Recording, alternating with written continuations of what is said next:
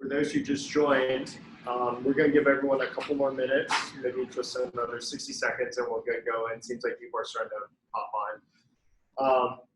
Want to make sure you note the amazing ice sculpture, ice piece of art in this glass in front of us. We spent a whole 30 seconds constructing it. So every cube was very intentional, whereas intentionally happenstance. So just in case you were wondering, I believe it's for sale.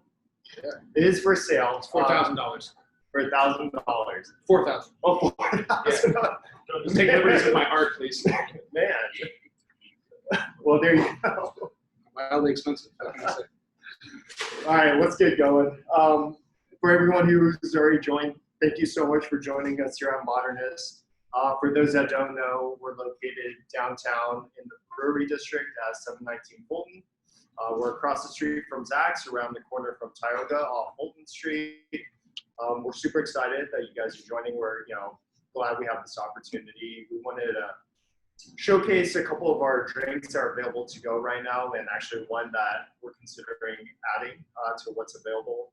These are more kind of spring-aligned drinks, and these are two of our originals. So it's something we want to present. We thought they were pretty cool.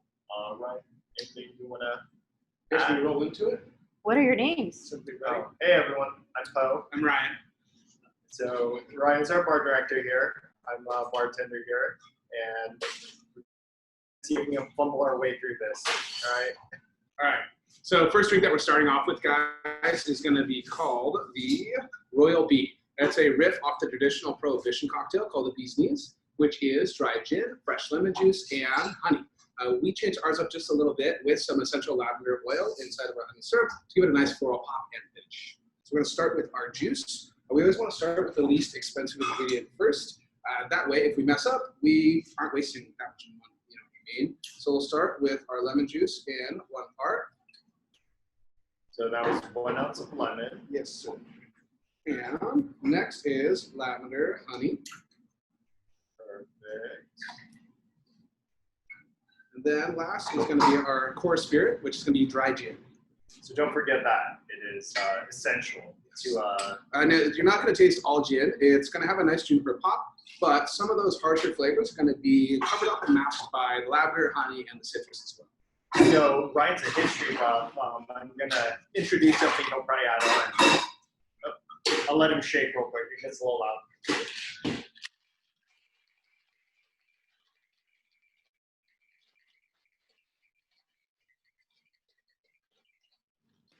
So Ryan, for those who've never joined one of our virtual classes, which we'll touch on in a second, for someone who's never really made cocktails, how long do we recommend shake for, just to start out? It depends on how aggressive your shaking style is. If it is aggressive, 10 to 15 seconds. If you have a lighter kind of rocking shake, then go 20 to 25.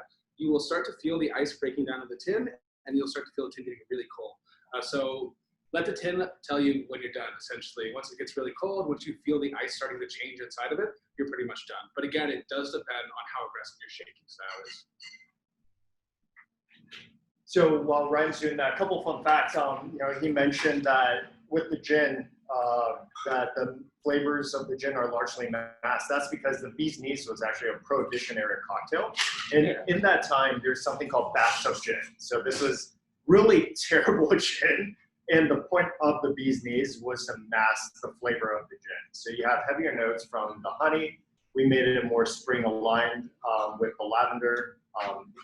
It's a super nice touch. Ryan, add on to that? I think you did a great job. I mean, yeah, essentially, yeah, I don't think so. So yeah, essentially it's a very light and bright take on the original Bee's Knees, even lighter and brighter, I would say. As I mentioned before, it's got a nice floral finish, and that is supplemented by the lavender oil that we add to the honey. So any immediate questions that we have? Carmen, are there any?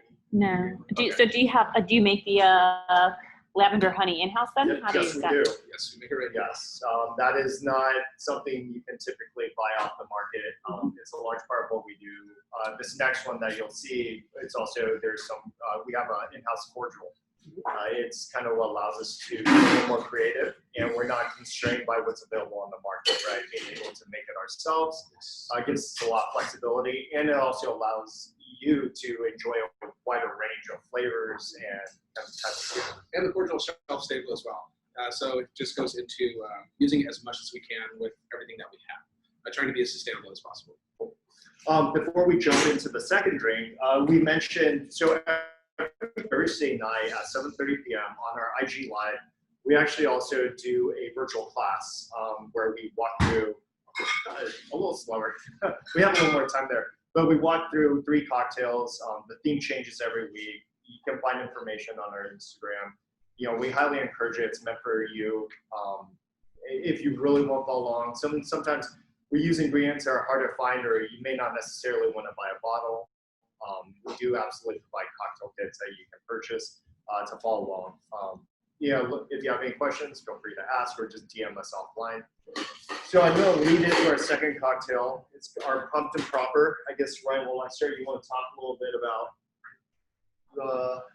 how we landed on Pumped and Proper and the. Well, we wanted to do another shaken cocktail for our to-go menu for the COVID menu selection, and we wanted to represent some classic cocktails with our twist. That's why you'll see the one that we're not making today, the Zachary, is a daiquiri riff. This one in particular is a gimlet riff, which is a very, very old traditional cocktail that was named after Sir Thomas Gimlet, who was a naval surgeon. And in those times, you had a ration on the ship of lime and tonic and rum if you were a sailor, gin if you were a officer. So, gin time. Yeah. Gin. But yeah, so we decided to make our own riff on that one, but that had a little bit more complexity to it and just a little bit more balance. So this is going to have our rosemary, lime, and cordial, which has a little bit of mace and what else? Coriander as well. Yeah. Yeah, so kind of jumping into the cocktail itself, we're going to do 1 1/4 ounce pour of the cordial. So you'll see me. And one of the things that we do in our cocktail class is we also, not everyone has tools at home. We provide alternatives using teaspoons and tablespoons and cups instead. We're still in service, so excuse we're still ring. to-go orders, actually. But the really cool thing about this drink is, it's like complexity and simplicity. There's only 2 ingredients that we add, but it's such a elaborate drink because of what those ingredients are. So Ryan was mentioned, we have a rosemary cordial that we make in-house. And then the second one, so I did 1 1/4 ounce, and then the second part is just 2 ounce shit. Very straightforward, right? Yeah, very simple cocktail. The 2 ingredients that we add, at least the cordial, has a lot more complexity built into that bottle, which lends itself in flavor profile to the cocktail. Makes it really, really nice and balanced as far as tart, herbal, and that nice juniper pop for the gin too, but not overbearing. Just nice and balanced. All right. So 2 ingredients. I iced my drink. How much ice? For the small tin called the Toby tin, we fill it all the way to the top. You don't want to overfill it so you have room when you're shaking for the ice to move still. Make sure you close it. Smaller tin in so it doesn't spill.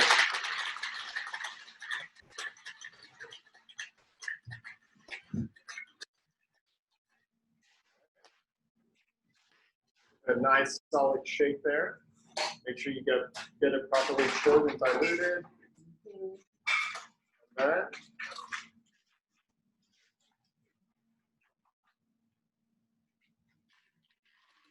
There you go. All right. And while I have it, so let's talk a little bit about garnishes while we're garnishing this particular drink. So, garnishes not only make the drink look pretty, but they should also serve a purpose. For this one, because we use a rosemary cordial, we're actually going to use rosemary as a garnish. And what it does is it stimulates your sense of smell as well while you're drinking it. Olfactory. There you go, olfactory. Olfactory. So, when we think about a drink, it's not just one facet, right? It's how it tastes, how it looks, and how it smells. Those are the most obvious ones. And we do consider all of them. And the garnish should play to one of those elements. Sometimes it smells, sometimes it's the way it looks. But yeah, here you go. So this is our Pumped and Proper. Cheers. Brian, cheers. You stole my drink. I have a hard job here. Someone's got to do it. All right. So pausing there real quick, any questions? Any questions? So any recommendations on the gin? Yeah, for sure. For these two that we just built, guys, and for the next one as well, we use a traditional dry gin. If you like a little bit more botanical pop, then I would recommend a New World gin, a botanical gin. And there's another example of dry gin. Why don't you grab a botanical gin and an Old Tom as well. You want a little bit of sweetness to your cocktail, a little bit more rounded out quality, and even more of a mask on that juniper, then Old Tom gin is great too. And that's going to be Hayman's is what we use here. There are a couple different products as well that do Old Tom, or a couple of other bottling companies do Old Tom. This is our favorite. This one's going to be botanical gin, Hendrick's, which most people in the Valley are definitely familiar with. It is made in Scotland and fermented with cucumber and rosehip. So it adds a nice floral pop and a refreshing quality at the end. And this one as well is going to be out of Alameda, St. George, and it's a botanical gin that is absolutely fantastic. Very, very versatile. It's got basil notes, a little bit of spearmint. It's wonderful. So all of these will add different complexities to your cocktail. If you want the bare bones build, and if you just want to do it at home, you don't even have to do the lavender honey. You can just do regular honey syrup, which is going to be 50-50, so 1 ounce to 1 ounce of honey to hot water. And that's going to help spread those flavors out of the tin and give your palate a chance to catch up to all those. But again, you can use any of these gins for this recipe. We use lemon dry. It's a traditional sense of what the cocktail is and what it means to us. But feel free to use any gin that you want based on your preference, what you like. So Ryan, what gin do you keep at home? What gin do I keep at home? I keep many gins at home, actually. So I love St. George as a botanical gin. I really, really enjoy Plymouth, which is from the Blackfriar Distillery, in London. And I like their Navy strength as well. Another great Navy strength. And what Navy strength means, guys, is basically really strong. To test Navy strength gin or rum, they would soak it in gunpowder and try to ignite it. And if it ignited, then it was strong enough to be called Navy strength. That's going to lend a lot more sharpness, a lot more heat to your cocktail, though. So not for the faint of heart. If you're an experienced gin drinker, try some Navy strength for sure. But if not, then, so if you're just starting out, try Old Tom. It's going to be your easiest foot in the door, followed by botanical, and then dry. And these are going to kind of be interesting to try by themselves too. You might love them, you might hate them, but we always recommend trying as many as you can. A great way to try a new gin is with a martini. That's a different discussion, though. Yeah, that's a whole other can. That's Tell me more. All right, and we'll put these up, and then we'll lead into our third one. Yeah, so in Ultimate Classic is what we're going to make next. This cocktail is called the Negroni. It's one of my all-time favorites. It is made with dry gin, a blood orange aperitif called Campari, and some sweet vermouth. We're going to use Kochi Vermouth de Torino, which is going to be a really balanced red vermouth, a sweet vermouth, if you will. But this one definitely isn't as sweet as the other ones. It has a lot of really great qualities to it. So it doesn't overpower any of the other ingredients, which is why we use it. So for this one, we'll start with the blood orange liqueur first. So what is a liqueur? A liqueur? That's a good question. There are a lot of answers. Basically, a liqueur is a fortified spirit that has sugar and other flavors imparted into it. So it's going to be a little bit sweeter than your typical base spirit like gin or vodka, rum, tequila, and it's going to have a lot different flavor profile, a much more concise profile, a more pointed profile. So you'll taste exactly what it's supposed to taste like for the most part. Some are a little bit different, like Aperol and Campari, different Amaros as well. But for the most part, what you see is what you get with liqueurs, with a couple exceptions. There are always exceptions. Yes. It says next, actually, we'll go for our sweet vermouth. And other vermouths that you can use for this are Carpano Antica. That's going to have more of a cherry vanilla pop to it. It's a really bold vermouth that sometimes overshadows other flavors. You can use Dolan vermouth as well. Just the Dolan Rouge, the red vermouth. That's going to be a little bit more jammy and a little bit sweeter than this one and Carpano, actually. This one, again, in my opinion, is the most balanced. It's got a little bit of baking spice note and isn't overly punchy as far as that red grape flavor, and doesn't have too much cherry in it either. It's a really excellent expression of vermouth. And then what's the pour on each of these that you're doing? Oh, good question. Sorry, guys. So this is an equal parts cocktail, and it has ultimate balance as a result. So 1 ounce of each of these goes into your measuring device, and those all go into your stirring vessel, which can be this. It can be a mason jar. You can use a spoon. You can use a chopstick. We go into further detail on those in our virtual classes, which again are held every Thursday, starting at 7:30. And me and Mike, one of the staff members here, are going to do a chartreuse class this Thursday. So that one should be pretty interesting. That's a long story. I would tune in the class to find out. More than a color? Oh, it's much more than a pretty color, yeah. Actually, the color comes from the bottle. The bottle came first. Yeah, it's been around for 400 years, chartreuse has. But more information, we'll shed more light on that on Thursday. There you go. Yeah. So we're going to start to stir, guys.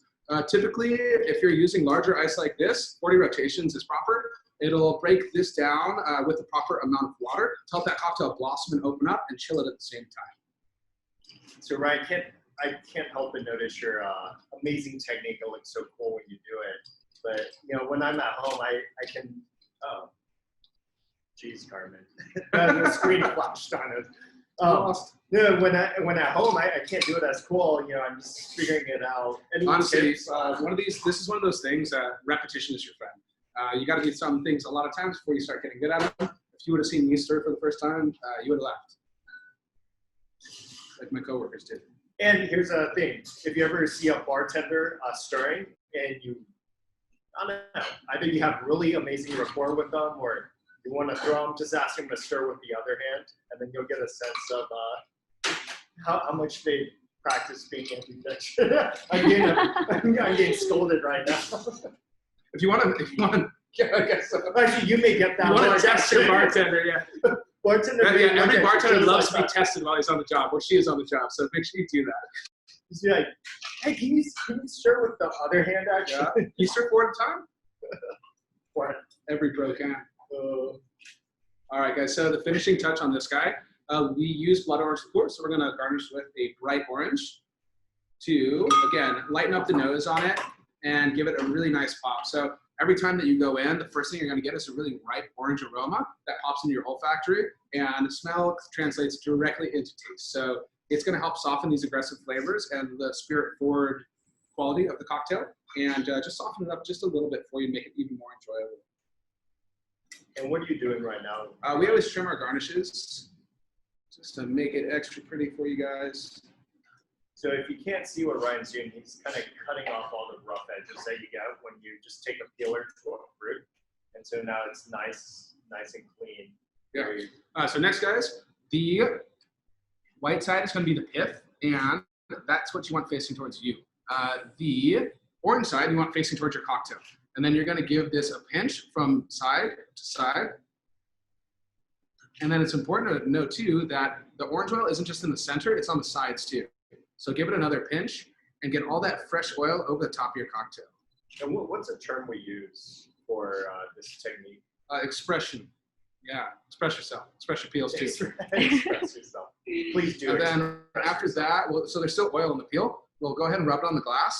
So at a time when we're not wearing gloves and we pick up the cocktail, everything translates. So that oil hits your hand and it just wakes up the olfactory again. Every time you go in for a sip, it's on your hands, it's on the glass. All you smell is fresh orange, and that gets you ready for the more aggressive flavors, like I said, that are held within the cocktail. And so if you ever hear us or anyone else say, express, that's exactly what we're talking about. Yeah, it just means getting the oil out over the top of the cocktail. All right. How'd you get that ice so clear? Magic. It's a directional freezing method, and we get these from our friends at Sub-Zero Ice. They are awesome. They cut them for us. They deliver them to us, and the quality is absolutely fantastic. So thank you, Ami. All right. Questions? Any questions? Question. No, we got 20. Really? Yeah. All right. Any questions? Yeah. All right. We got bonus one. This one's just gonna be on the fly. Bonus round. So it's accurate. So who's before we move on, like who's Negroni, like, who do you usually recommend that drink to? Like when do you usually drink it? People who enjoy spirit forward cocktails. It's got a bittersweet quality to it.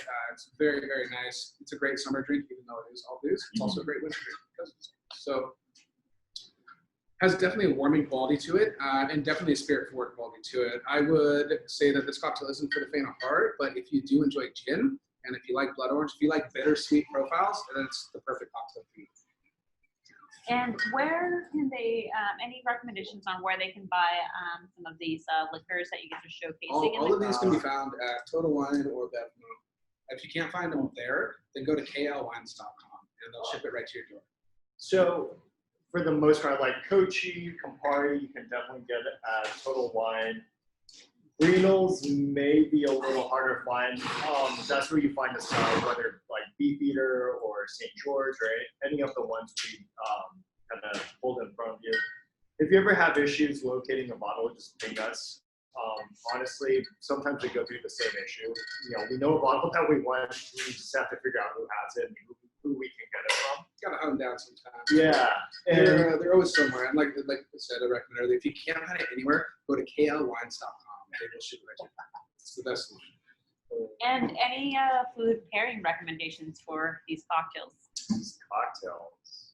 These are going to be light and bright, citric, the first two. The second, the Negroni, is, like I said, spirit forward, blood orange notes.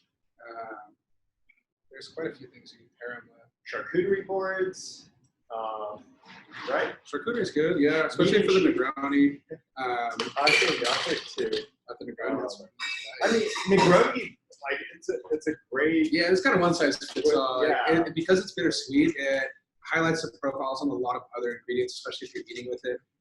Typically, this is one that I drink before my meal because it does have the aperitif, which expands the stomach and lets you eat more, essentially. So you're at a restaurant. It's a great starter. You know, it's something I think a lot of us would order before a steak dinner or just maybe any dinner, but definitely like if you're gonna have some steak, it's a great starter. But the other two are light and bright. Actually, I'll pause. Ryan, what did you just pour there? What is going So, on? yeah, we're going into a bonus right now, guys. So this is our toasted coconut syrup, and this is our banana syrup. And we blend those and then combine them with fresh lime to make the Zachary, which is named after one of our bartenders here. And this, again, like I talked about earlier, it's a very simple cocktail that we did a riff on and did a bunch of infusions for, just to kind of make, create some more layers within the cocktail. So what were the measurements again? So it's going to be 1 ounce of lime juice, 0.375 ounces of banana syrup, 0.375 ounces of toasted coconut syrup, and 2 ounces of banana infused rum. That's a lot of banana. It is, yeah. Banana is a difficult ingredient to infuse, so we went overboard, and that's what helped us create the balance. We really wanted that banana note to pop in it and to be noticeable, and we went through quite a bit of experimentation to find the perfect balance. 1 or 2 or 10? Yeah, just a couple. Oh. Yeah. Well, actually, while Ryan's pulling the glass, let me tell you about the challenges of having to research and develop a cocktail. You know, having You saying something? yeah, I'm trying. No, having to drink 10 cocktails to find the right one. It's a hard job. We have to suffer quite a bit for it. So, For you guys. For you guys. Yeah, absolutely. Not for me. All right. And actually, Ryan, so I noticed, those look like some really interesting gadgets you have in your hand. What are those and what do you do with them? So the double strainer gets all those ice chips and particles, especially when you infuse. There's little bits of banana and coconut in there, so we don't want those to inhibit you from your cocktail experience. In other words, we don't want them to block you from drinking it faster or slower, whatever you want. And this is going to be your Hawthorne strainer. It's got the coil, which you can actually see caught a bunch of the ice chips. You can zoom in. And these are a tin, or this is a tin set, essentially. So your Toby tin and your measuring tin, your ice tin, as I call it. And this makes it a lot easier to make cocktails, guys. And of course, the jigger. This is going to help measure everything really accurately and effectively. It's stepped, so it tells you how much you're going or how much is going in. If you want to make cocktails quickly and with a little bit less of a mess, I highly recommend investing in the tin set measuring device. And there are lots of different ones too. As you can see, this is what I learned how to bartend with, and it's super useful. That can be found on Amazon. OXO is that company, and these are from Cocktail Kingdom. But there's a lot of different tools and companies that make these on the market. Get what is in your price range, get what looks comfortable to use, and you're off to the races. If you have any questions, feel free to DM us. Yeah. We're always happy to help you out. So how do you determine to get like the OXO one that you showcased, or like the jiggers? Like, what are the kind of different functional? It's uses? personal preference, really. Yeah, personal preference. I mean, it really boils down to you as a person. And what stage of cocktail making you're in? I mean, the markings, like say this OXO here, I think you can see it. It actually has all the measurements in there. It's very, very easy to use, right? If we were to Pour to the line. gauge them, it would be beginner, intermediate, and advanced. And These ones have a little bit of a harder pour out because they're taller. And this one's super easy to use. It's based off a 1920s style jigger that's been used for 100 years now. But yeah, it really is. It plays to your personal preference. You know what I mean? How much experience you have, how large your hands are. There's all kinds of different stuff that can factor in. Generally, though, this is super, super easy, and this one goes all the way up to 3 ounces on the top. So you can essentially, if you're making a Negroni, you could just use this one and just pour all of them into there. You give it the top, roll over, give it a stir. Okay. Any other questions? What if I'm a little off on my measurement? How important is that to be quite exact? It really depends on the cocktail. Some cocktails are a lot more sensitive than others. Some cocktails are extremely forgiving. But at the same time, that's the exact reason why we use jiggers. If you're off by a smidge, it's not going to make a material difference. But like I said, for the sake of consistency and being able to reproduce that same taste, that's exactly why, say you come in here, you'll see every single bartender using jiggers.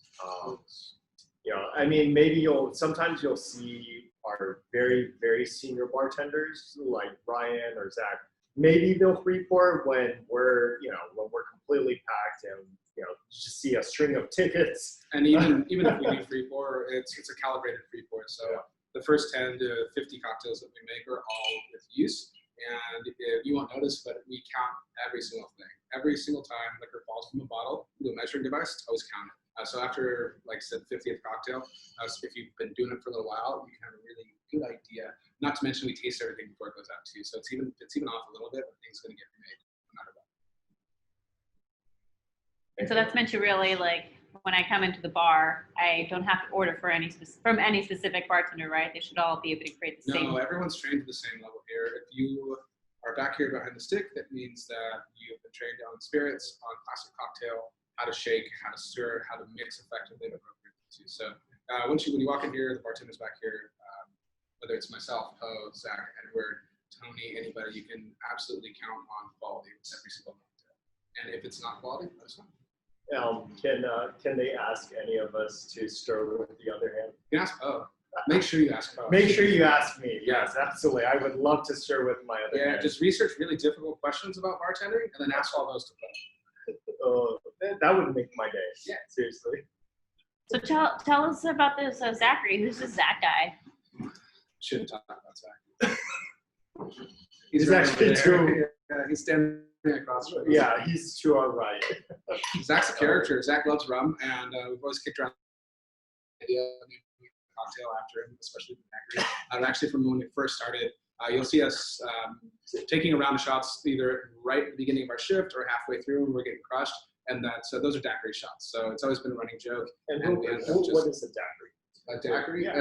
It's a rum-based cocktail with lime and sugar. So very old school Prohibition, goes back to Prohibition, and before that actually, that's been around for forever. It was one of Hemingway's favorite cocktails. But yeah, lime, rum, and sugar. And that one's a little bit different. Yeah, but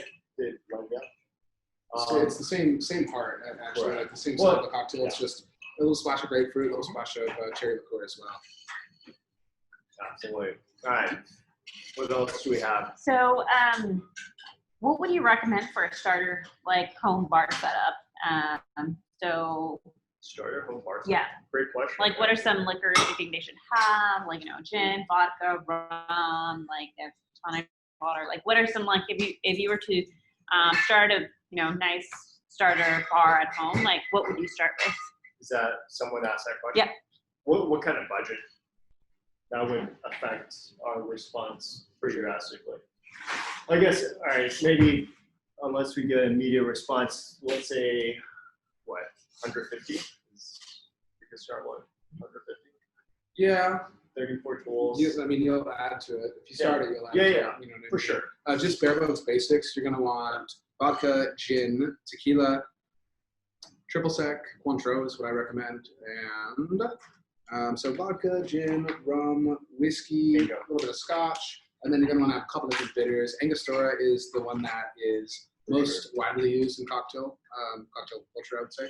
But there are a ton of different aromatic bitters that are similar to Angostura if you don't like clove and baking spice. And that's what Angostura is going to bring to a cocktail. I would also recommend grabbing orange bitters. And then if you see any on the shelf that interest you, grab those too. Yep. A cocktail is really easy to put your own twist on, especially the Manhattan or the old-fashioned if you just use a different bitter. The one thing we absolutely abide by with no exception, fresh squeeze your citrus. Yeah, don't buy that plastic lemon, like buy a real lemon and press the juice out of it, because it will absolutely dramatically affect the way that your cocktail tastes. Also, no roses, fresh lime juice, fresh simple. Simple, super easy to make, guys. It's just the same as the honey recipe I told you earlier. Half water, half sugar in equal parts. Blend them over a stovetop. If you have a sous vide, it's even easier. Set it, forget it, give that bag a shake and you're done. But always use fresh ingredients. It's absolutely vital. Beyond what liquors you're using, you could be using a terrible vodka, or a terrible gin, but basically if you have a fresh juice and a decent simple syrup, those will mask a lot of the flavors like we were talking about earlier with Prohibition style and bathtub gin. And so as you're recommending these and you're saying, like Cointreau or these bitters, like essentially like what cocktails do these ingredients allow you to make to kind of really help? There are quite a few cocktails that those make. Basically the things that we recommended, and then sweet vermouth is another one. Those all correspond to the classic cocktail canon. So you can buy any old school cocktail book and they will mention all of these ingredients that we just said. So there's at least 20 cocktails you can make with those. Just kind of easy ones. You can pretty much make a lemon drop. You can make a margarita. You can make sidecar. Yep. So a lot of your classics are based around the core of the spirits that we're recommending. Yeah, pretty much any sour or old-fashioned and or Manhattan style cocktail, you can definitely make those. What's a sour? Sour is a cocktail that incorporates fresh citrus juice. And if you want to learn more about sours, and this is actually a recurring theme in a lot of our classes, tune into our Thursday night classes. We'll talk about the sour format. It's at its core, it's basically a template, if you will, that allows you to reproduce a lot of drinks. You can experiment yourself, subbing in different ingredients for, call it like for like. It's not like you can just take it and do whatever, but if you're maintaining, call it the integrity of the template, you can figure out some pretty cool stuff. Any other? Are we on time? 10 minutes. All right. Any other questions? I guess we can talk a little bit if you guys are interested. So, right now, maybe the question on a lot of people's minds is, are you guys open? Are you guys going to reopen? There's a lot of talk about reopening. We're looking at how we reopen and when we reopen.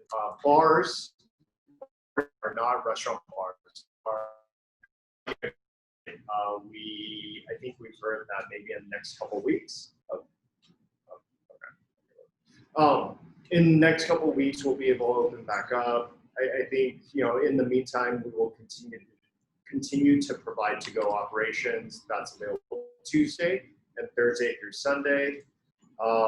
We offer delivery on Thursdays and Sundays. We have our Thursday night classes. Those are completely free. They're for you. Feel free to hop on, bombard us with questions. We love hard questions. It makes us think. Anything else that is ongoing? the Negroni might make its way onto our to-go cocktail menu. That's right. Keep your eyes open for that. Yes. For sure. The Negroni that's almost done. So sign up for the classes, guys. It's pretty simple. All you have to do is log on to Instagram, and we started at 7:30 every Thursday. The classes are free, but they do have a corresponding, or I should say, and they have a corresponding cocktail kit. That isn't free. You can come pick that up here Tuesday or Thursday. Or you can, or we do provide the ingredients ahead of time in case they want to go shop for them. Yeah, and if you follow us on Instagram, we definitely provide a shopping list for you. The cocktail kit isn't the only way to make these. And honestly, if you followed our last 4 classes, you've probably got a pretty sturdy home bar built up by now. So to the point of, what should I buy if I'm starting a bar? I think our classes are a fairly streamlined way of getting a incredibly reliable home bar. Anytime we're recommending an ingredient, we try and utilize it in different ways. So you're not buying one ingredient for one drink, and that's where most bars get really tricky, right? You have a bunch of liqueurs or spirits that you use once for one drink. That's a tiny pour, but you have a bottle remaining. I think we're trying to find ways for you to have a maximize potential for cocktails. Like, and that's a good example. The one I mentioned earlier, triple sec, Cointreau specifically, is the one we use in house for our well. It's a really awesome orange liqueur out of France, and it is used in the margarita, sidecar, revolver, countless other classics too. So if you have this, you can make quite a few cocktails. It also is in a couple of really old school classics, like that are just 2 parts, like this and cognac. But those that's a highly versatile one for sure. So bring up one of the big questions, for those who haven't tuned into classes. So Ryan, I'm at home. I don't have a tool set, but I want to make cocktails. Like, what can I do? So with the shopping list that we post every week, we also provide alternate tool selections. So if you don't have a strainer, if you don't have a shaker, if you don't have a spoon, all of those are listed, and we recommend 1 or 2 selections that you can use at home to effectively create a cocktail for yourself. So if you didn't have a shaker, you would just use a jar. These are what we include in every cocktail kit. That's what we serve our to-go cocktails. And so if you've gotten a to-go cocktail from us during this whole quarantine deal, then you probably have a jar hand. So you can use that as a shaker, you can use that as a stirring vessel too, and you can use this cap as a strainer. So there's lots of different options for things that you can use at home if you don't have all these tools. Definitely recommend getting yourself a set of tools if you're going to build a home bar. The bottles are only as good as the bartender, and just like any craftsman, you rely on your tools for speed and effectiveness in execution for your cocktails. Any other questions? Okay. What's your favorite whiskey? Depends on the mood. Right. Actually, my favorite style of whiskey. Man, I know. I've got lots of favorites within that category for sure. That's too broad a question. Yeah. Too broad a question. That's too broad a question. But actually, we will observe proper. Actually, I guess my favorite whiskey is the one that's in a glass in front of me. Really, like, not super picky when it comes to whiskey. Oh, Ryan. All right. But that holds true for most of us, probably. I guess. Yeah. If you're ever curious about more in-depth details or questions around spirits overall, we're always happy to chat. You can reach out to us. You can come in. Obviously, it's a little harder right now, but we're always happy to have the conversation. I think observing proper, video conferencing etiquette. I think unless there are more questions, we're happy to end 2-3 minutes early so you guys can hop. And we recommend, so the main stage and the DJ stages are still going. Check them out. A lot of cool stuff happening. Thank you to Bitwise for making this all happen. Thanks, guys. This is also, if you do think of any other questions, guys, just hit us up on Instagram. We'd be happy to answer anything. Whether it's gin selections or recipes for the cocktails, just let us know. We're happy to help you. Cool. All right. Thank you guys so much. Please do check out the DJs and the main stage, and hopefully we'll see you all soon. Cheers, guys. Thank you. Cheers.